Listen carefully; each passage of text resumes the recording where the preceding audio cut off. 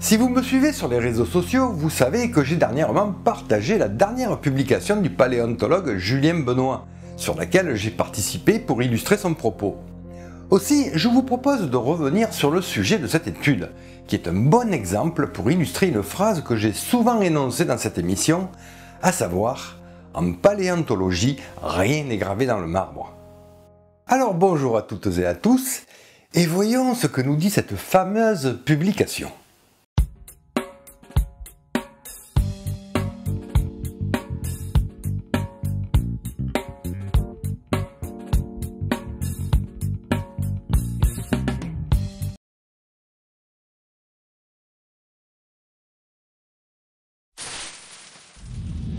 L'année dernière, Julien et ses collègues se sont penchés sur un fossile d'Antheosaurus.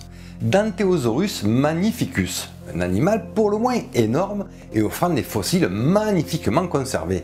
Une chance pour les chercheurs. Dans un premier temps, faisons le point. Qui, où et quand? Alors, qui est Antheosaurus? Eh bien, il s'agit d'un vertébré synapside appartenant au superordre des thérapsides. Pour faire simple, c'est un prémammalien, les fameux reptiles mammaliens. Et si vous avez vu ma vidéo sur l'origine des mammifères, vous savez d'ores et déjà que les thérapsides sont les très lointains cousins des mammifères. Ils sont parmi les plus anciens thérapsides. Et plus précisément, Antheosaurus est un dinocéphale. Tête terriblement grande. Et c'est le moins qu'on puisse dire, à la vue de cette image. Pour se situer chronologiquement, les dinocéphales sont, ou plus exactement étaient, un groupe de thérapsides qui apparaissent aux alentours des 265 millions d'années, soit à peu près après la disparition des célèbres pélycosaures comme Dimétrodon et Daphosaurus. Et les dinocéphales disparaissent même à la fin du Permien moyen, soit environ 30 millions avant l'apparition des premiers dinosaures. Au sein des dinocéphales, certains étaient herbivores, comme le moscope. Mais notre protagoniste, lui, est un prédateur. Un gros prédateur, que dis-je, un énorme prédateur. Effectivement, le bestiau pouvait atteindre la taille d'un rhinocéros adulte, et voire même plus, jusqu'à 5 mètres de long, autant dire un véritable monstre. Et d'un poids considérable, d'environ 500 kg à 1 tonne. Alors, où et quand vivait Antheosaurus? Eh bien, si les dinocéphaliens furent présents sur presque la totalité des continents, à ce jour, le registre fossile nous démontre qu'Antheosaurus était endémique de ce qui est aujourd'hui l'Afrique du Sud. Mais il y a fort à parier qu'il devait être répandu sur l'ensemble de l'Afrique. Afrique qui autrefois faisait partie du continent du Sud, le Proto-Gondwana. Par ailleurs, Antheosaurus vécut au cours du Permien, au Permien moyen, durant les âges du Capitanien, entre 265 et 260 millions d'années. Le Permien étant la période où l'ensemble des continents étaient réunis, formant le supercontinent Pangée. On peut donc en déduire qu'Antheosaurus a arpenté le sud des terres pangéennes durant environ 5 millions d'années. Bien, à ce stade, nous savons qu'Antheosaurus était un gros prémammalien carnivore qui vivait au Permien dans la partie sud de la Pangée. De fait, vu son imposante taille et son poids colossal, c'était un animal plutôt lent dans ses déplacements, un lourdeau. Et à la vue du crâne fossilisé et de son effrayante denture, c'était incontestablement un carnivore. On en déduisit donc que si cet animal était un prédateur, alors il devait chasser en embuscade, attendant qu'une potentielle proie passe à portée de sa puissante mâchoire. Il aurait aussi pu être un charognard. Certains avancent même l'idée que, à l'image de ce que l'on pensait des dinosaures il y a un peu plus d'un demi-siècle, il aurait pu être semi-aquatique, tant il ne pouvait supporter son poids et sa taille énorme sur la terre ferme. Mais ça, c'était avant.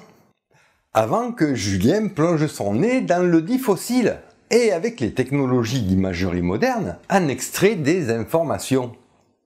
Et attendez, peut-être serait-il plus judicieux de demander au principal intéressé, non? Attendez 2 secondes.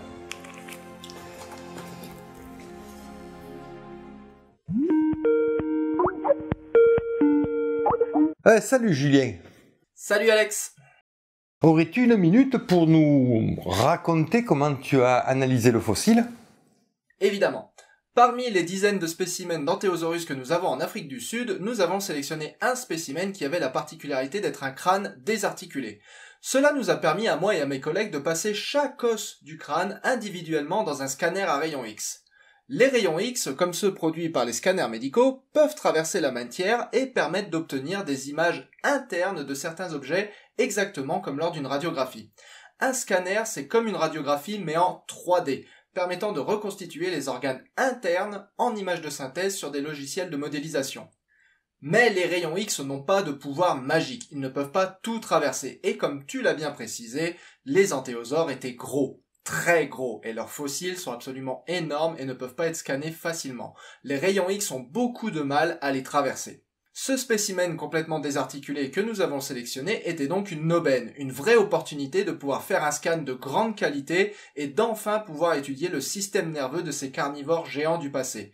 Il nous a juste fallu scanner chaque fragment un par un et les rassembler sur ordinateur pour reconstituer le crâne.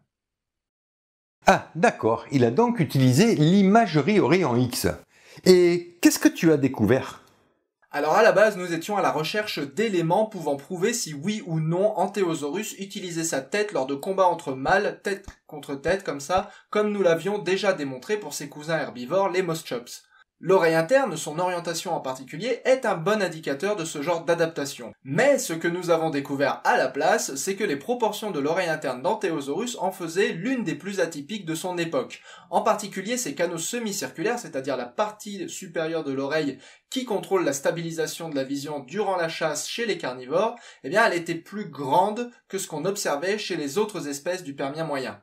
Ce genre d'adaptation se retrouve aujourd'hui chez les espèces agiles comme les primates et les carnivores capables de courses rapides comme les guépards.